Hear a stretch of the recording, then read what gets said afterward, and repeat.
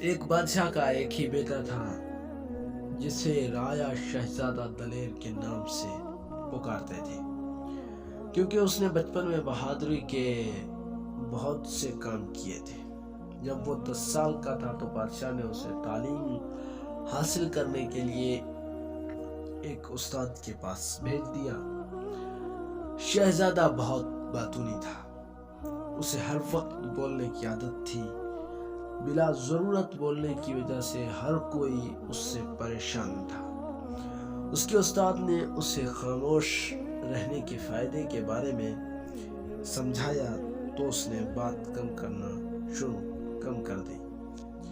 اب وہ صرف استاد سے باتیں کرتا یا پھر کبھی ضرورت کے تحت کسی سے معمولی بات چیت کرتا۔ جب وہ تعلیم مکمل کر کے محل واپس آ گیا، استاد کا سکھایا ہوا ہر سبق اسے اچھی طرح یاد تھا۔ وہ محل لوٹنے کے بعد بھی کم بولتا تھا۔ بادشاہ، ملکہ، وزیر سب شہزادے کو دیکھ کر حیران و پریشان تھے کہ آخر استاد نے کیا تعلیم دی جو اس نے بولنا کم کر دیا۔ وہ اب ہر وقت بت بنا رہتا ہے، جیسے کوئی غم لگ گیا ہو۔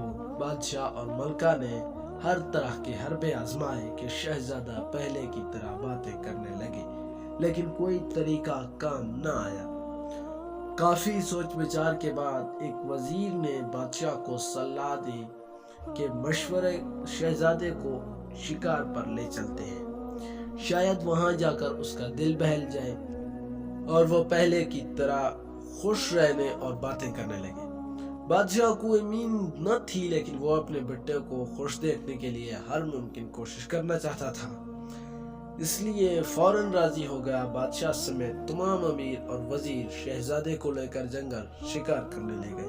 اب مسئلہ یہ تھا کہ بادشاہ سواری جنگل کے جس حصے سے گزرتی، ان کی آہٹ کی وجہ سے وہاں تمام جانور پہلے ہی چوکنا ہو جاتے اور محفوظ مقامات پر چلے جاتے۔ اس طرح شام ہو گئی، جنگل کا سناٹا بڑھتا جا رہا تھا۔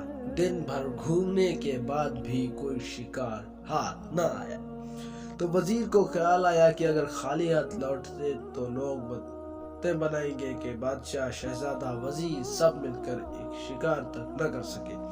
ابھی وہ اسی سوچوں میں گم تھا کہ سنسان جنگل میں قریب جھاڑیوں سے الو کی آواز آئی۔